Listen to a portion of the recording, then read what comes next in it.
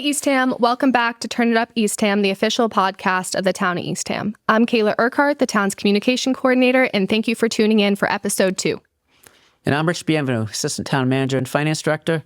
And I'm just glad we had such a great response for the first intro episode and that we haven't been canceled yet. That's always a good sign. Today, we're talking about the town's financial planning process. Now, I know that might sound a little scary, like spreadsheets, numbers, and headaches, but it's actually the backbone of how Eastham runs. Hey, and I love the numbers. That's your department, Rich. I've been here for almost 4 years, and I still feel like I need financial planning 101. And before we dive in, we're excited to give you a sneak peek at some upcoming episodes. We'll be talking about our tax assistant programs and community fund, chatting with our health director about credible minds and social services, and exploring the Council on Aging senior programs. There's a lot to look forward to. So let's jump in, numbers and all, with Rich Bienvenu. So Rich, what made you want to cover this topic today? Well, mainly because it's timely. We have a couple months after town meeting in May that's not a lot of heavy financial stuff, but come August, we're knee-deep in financial planning with the Finance Committee. The Finance Committee maintains at least a monthly schedule of meetings to make sure that they can maintain a full understanding of the fiscal health of the town. And so it's important for the community to understand how much time and effort and expertise that is all put into this to make sure that we are making the best decisions we can. Okay, got it. That makes sense. Can you walk us through how that process actually works? Well, we start in August and cover various topics through December. So by the time the budget is presented in January, the Finance Committee has a full understanding of our costs and our fiscal health, and a pretty good understanding of where we're headed in the future. So Rich, what's the first step in that process? Well, I start by taking a look at the capital improvement plan that was approved at town meeting. And from there, I identify all the projects that we think might require some bond or debt financing. And I take that information and I add it to what we have existing for bonds and debt service and create a 6-year projection. That sounds like a lot, doesn't it? It is. We generate many pages of detail that I include in a Finance Committee report. But I summarize the results on a couple pages, and that generates a lot of discussion with the Finance Committee. Mostly about the timing of the project, if there are any funding alternatives like grants, or perhaps maybe we could self-fund the project by planning over a few years and stewarding some resources like free cash to make it happen without having to incur the costs of borrowing. And of course, there's always a discussion about whether or not we need to do the project at all. And so that's where a lot of the action happens at the Finance Committee. Okay, so that covers our debt service, but what about the other costs associated with the town? That's usually what we cover in August. Based upon what was approved at town meeting in the spring, I have a pretty good idea of what the base budget looks like. And so I can project that forward for the next 6 years because we have a good understanding of the cost factors, inflation, things like that. And we assume a level service budget. That means that I keep the same programs and staffing in places for the whole length of the projection, but I escalate the revenues and the costs based on what we expect for trends and for inflation. Okay, so how would you say that helps the Finance Committee? Well, we have a pretty good idea of what our allowable revenues are. So if we can accurately project our expenses and it helps to identify years where we might not have a balanced budget. We can reduce services and programs and therefore costs, or we could look to create additional revenues to balance the budget. So what happens if the projection indicates a year that we might have an unbalanced budget? Well, state law requires that we have a balanced budget. We can't deficit spend, so all spending needs to be funded with identified revenues. This is where a lot of the discussion takes place. Using the premise of level services assumes that we are not reducing staff or programs, so we need to evaluate our revenues to determine what is available to us.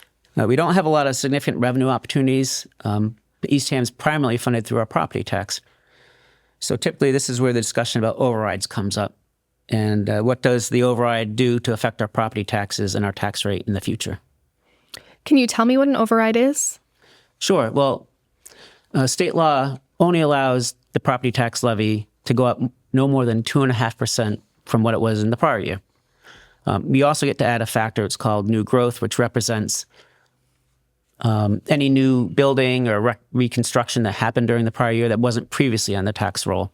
And so that usually represents, about 0.5%. So if you have a 2.5% that's given to us by law and another 0.5% of new growth, generally you have about 3% of additional property tax revenue each year that we could levy and charge to our taxpayers. But of course, A lot of our expenses go up a lot more than 3%. Typically, wage increases for employees are anywhere from 3 to 6%. Health insurance is going up at 10% plus.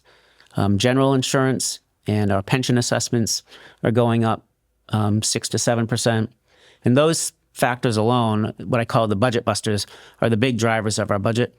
So obviously, it doesn't really take a rocket scientist to know that if your expenses are going up 6% plus and your revenue is going up 3%, that inevitably you're going to run into a spot in the future that you don't have a balanced budget.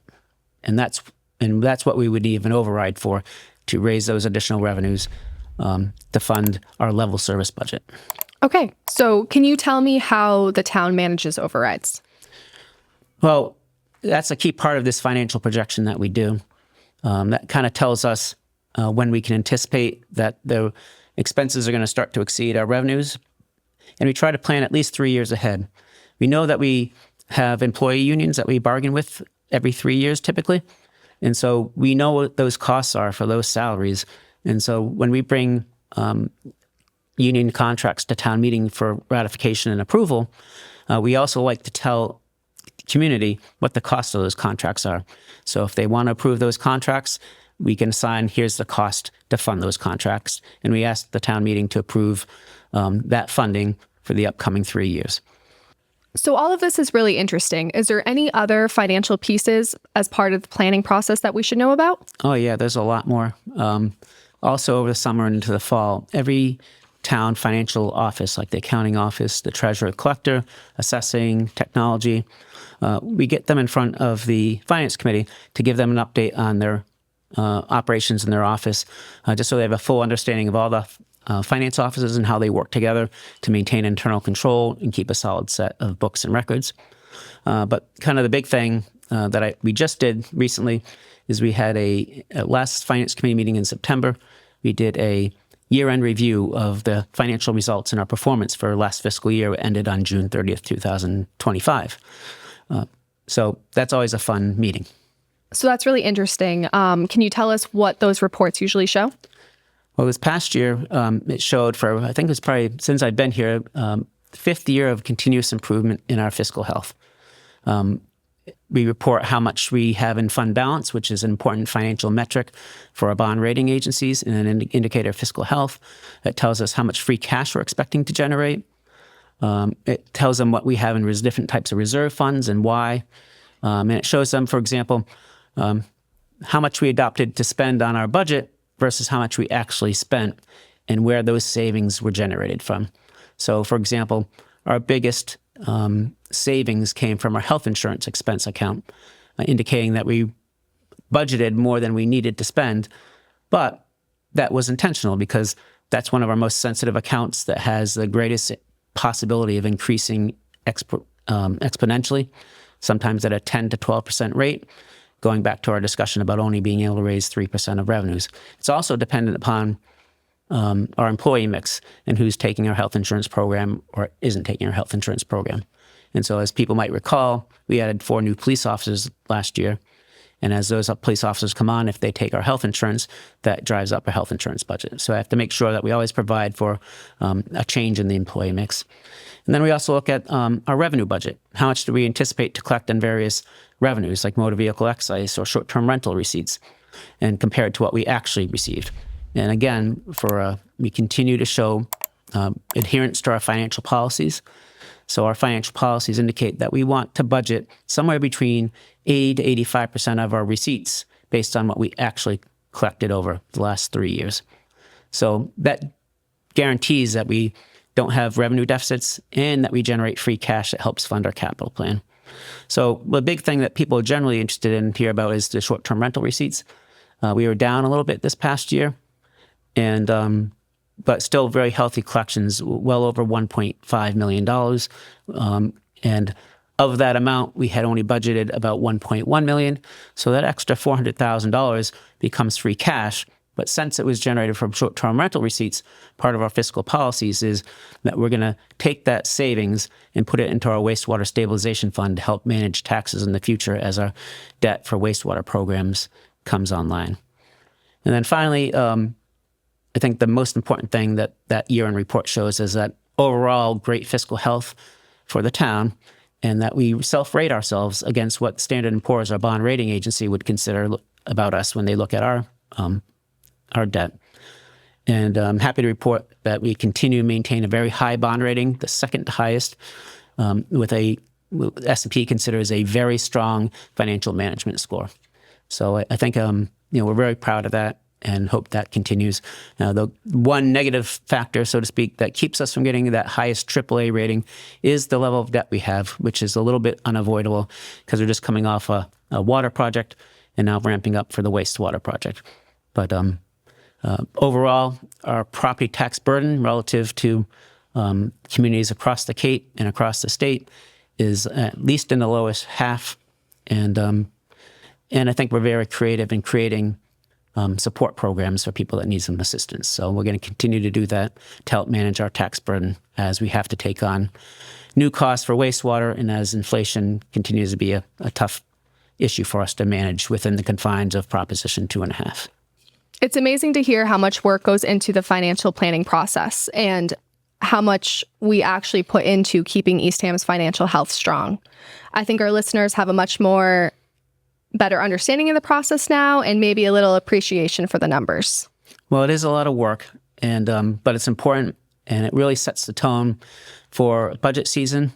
We want to make sure that the Finance Committee has a solid understanding of the fiscal health of the town, and that's why we have a pretty strict and heavy calendar from July through December, so that when they get the budget presentation in January, they understand the context from which it's coming from and where we're operating. And hopefully that gives the community a little bit of confidence that when they look at the town meeting warrant or watch select board meetings and they see the recommendations of the Finance Committee and of the select board, that they can do that with the confidence knowing that they have a pretty full understanding of all the financial operations and health of the town, and really are considering that in context of what's best for Eastham moving forward. Okay, well, thanks, Rich, on that very high-level presentation of financial planning in Eastham.